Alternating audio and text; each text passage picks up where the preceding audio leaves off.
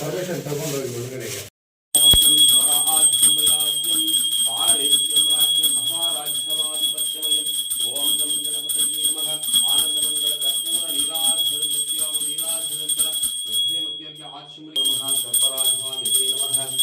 ಮಂಗಳ ನೀರಾಜ ಓಂ ಶರವಣ ಭಗವಾನ್ ನಮಃ ವೇಲ್ ಮುರುಗನೇ ನಮೋ ನಮಃ. ದೇವತ್ವಾಯುಷ್ಮಾನ್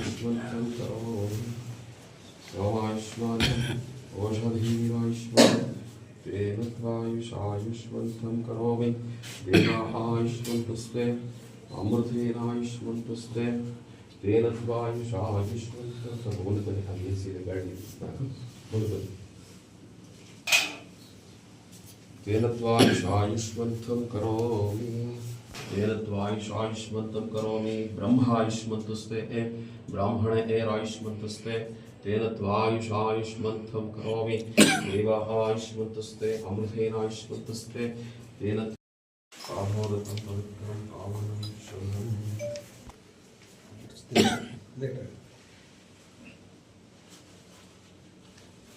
ओम अग्नेरायुष्मान बृहस्पतिरायुष्मान तेन त्वायुषायुष्मन्तं करोमि सोमायुष्मान ओषधिरायुष्मान तेन त्वायुषायुष्मन्तं करोमि ब्रह्मायुष्मन्तस्ते ब्राह्मण एहायुष्मन्तस्ते तेन त्वायुषायुष्मन्तं करोमि देवा आयुष्मन्तस्ते अमृतेनायुष्मन्तस्ते तेन त्वायुषायुष्मन्तं करोमि. पूर्ण दैवानुग्रहं प्राप्तिरस्तु मनोवाञ्छित फल सिद्धिरस्तु.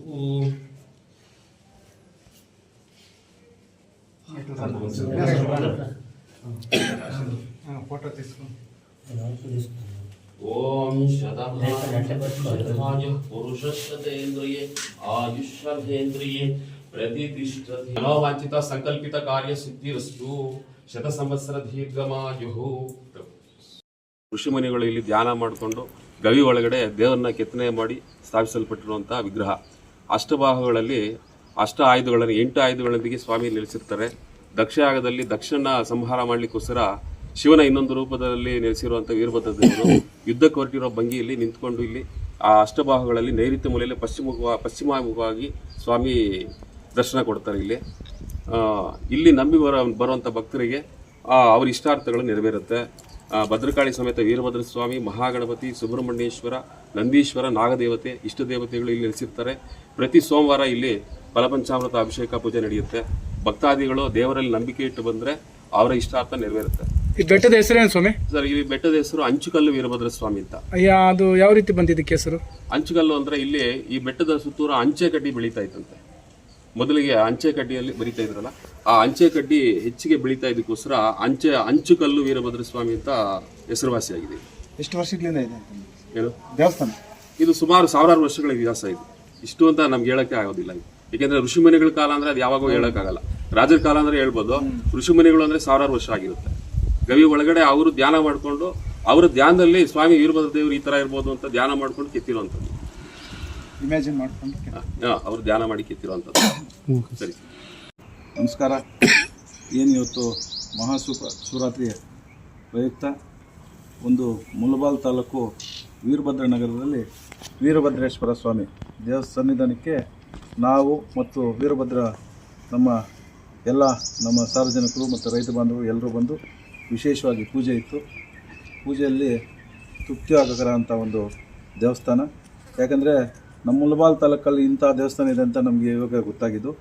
ಯಾಕಂದರೆ ದೊಡ್ಡ ಬೆಟ್ಟದಲ್ಲಿ ಗೃಹೆಯಲ್ಲಿ ಒಂದು ದೇವಸ್ಥಾನ, ವೀರಭದ್ರ ಸ್ವಾಮಿ ದೇವಸ್ಥಾನ ಇದೆ ಅಂದರೆ ನೋಡಿದ್ರೆ ಒಳಗಡೆ ಹೋದರೆ ಎಷ್ಟು ಅದ್ಭುತ ಆಗಿದೆ, ಎಷ್ಟು ನೋಡಿದಾಗೆ ಕಣ್ಣುಗಳಲ್ಲಿ ಅಷ್ಟು ಮನಸ್ಸು ಫ್ರೀ ಆಗುತ್ತೆ. ಅಷ್ಟು ಚೆನ್ನಾಗಿ ನಮ್ಮ ಸ್ವಾಮಿಯಾದ ಆರಾಧ್ಯ ಸ್ವಾಮಿ ಕೂಡ ಪೂಜೆ ಮಾಡಿ ಇಲ್ಲಿನ ಹಿಸ್ಟ್ರಿ 1000 ವರ್ಷಗಳಿಂದ ಈ ದೇವರು ಇಲ್ಲಿರೋದು ಅಂತ ಒಂದು ಹಿಸ್ಟ್ರಿ ಎಲ್ಲಿ ಯಾವ ಥರ ಇದಾಯಿತು, ಈ ದೇವಸ್ಥಾನ ಹೆಂಗಿದಾಯಿತು, ಯಾವಾಗ ಕಟ್ಟಿದ್ರು, ಯಾವ ಬೆಟ್ಟದಲ್ಲಿ ಗೃಹದಲ್ಲಿ ಯಾರು ಇಲ್ಲಿ ನೆಲೆಸಿದ್ರು, ಯಾವ ದೇವರಿಂದ ಇಲ್ಲಿ ಇದಾಯಿತು ಅಂತ ಕೂಡ ನಮಗೆ ಸ್ವಾಮಿಯವರು ವಿವರವಾಗಿ ತಿಳಿಸಿದರು. ಎಲ್ಲರೂ ಬಂದು ಈ ದೇವರು ಮಹಿಮೆ ಜಾಸ್ತಿ ಇರುತ್ತೆ. ಏಕೆಂದರೆ ಇಲ್ಲೊಂದು ಕೋರಿಕೆ ಇಟ್ಕೊಂಡ್ರೆ ಎಲ್ಲದಕ್ಕೂ ಒಳ್ಳೆಯದಾಗತ್ತೆ ಅಂದರು. ಇವತ್ತು ನಮ್ಮ ಗ್ರಾಮಸ್ಥರೆಲ್ಲರೂ ಕರೆಸಿ ಒಂದು ಈ ಪೂಜೆ ಕಾರ್ಯಕ್ರಮಕ್ಕೆ ಕರೆಸಿ ಒಂದು ಅಭಿಷೇಕ ಮಾಡಿ ಒಂದು ಟೈಮಲ್ಲಿ ಬಂದು ಪೂಜೆ ಮಾಡಿ ನಮಗೆ ನಿಜವಾಗ್ಲೂ ದೇವರು ಎಲ್ರಿಗೂ ನಮ್ಮ ತಾಲೂಕು ಅಂತ ಎಲ್ರಿಗೂ ಚೆನ್ನಾಗಿರಬೇಕು, ಒಳ್ಳೆ ಮಳೆ ಆಗಬೇಕು, ಒಳ್ಳೆ ಬೆಳೆ ಆಗಬೇಕು, ಎಲ್ಲ ರೈತರು ಚೆನ್ನಾಗಿರ್ಬೇಕಂತೇಳಿ ನಾವೆಲ್ಲ ಬಂದು ವಿಶೇಷವಾಗಿ ಪೂಜೆ ಮಾಡಿದ್ದು. ಇದೇ ರೀತಿ ಎಲ್ಲರೂ ಒಂದು ಈ ದೇವರ ಹತ್ರ ಸೋಮವಾರ ಪ್ರತಿ ಸೋಮವಾರನೂ ಬೆಳಗ್ಗೆನೂ ಸಾಯಂಕಾಲ ಅಭಿಷೇಕ ಪೂಜೆ ಇರುತ್ತೆ. ಮತ್ತು ವಿಶೇಷವಾಗಿ ನವರಾತ್ರಿಯಲ್ಲಿ 9 ದಿನವೂ ಸಹ ಪೂಜೆ ಇರುತ್ತಂತೆ.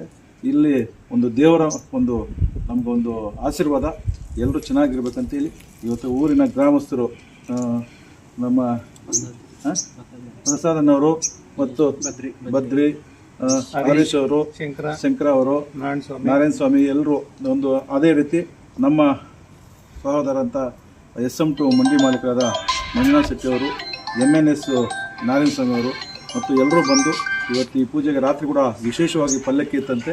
ಆ ಪಲ್ಲಕ್ಕಿ ಕೂಡ ವಿಶೇಷವಾಗಿ ಮೆರವಣಿಗೆ ಆಗೋದು ಒಳ್ಳೆಯ ಒಂದು ಸಾಂಪ್ರದಾಯಿಕವಾದ ಒಂದು ಪೂಜೆ ನಡೀತಾ ಇದೆ.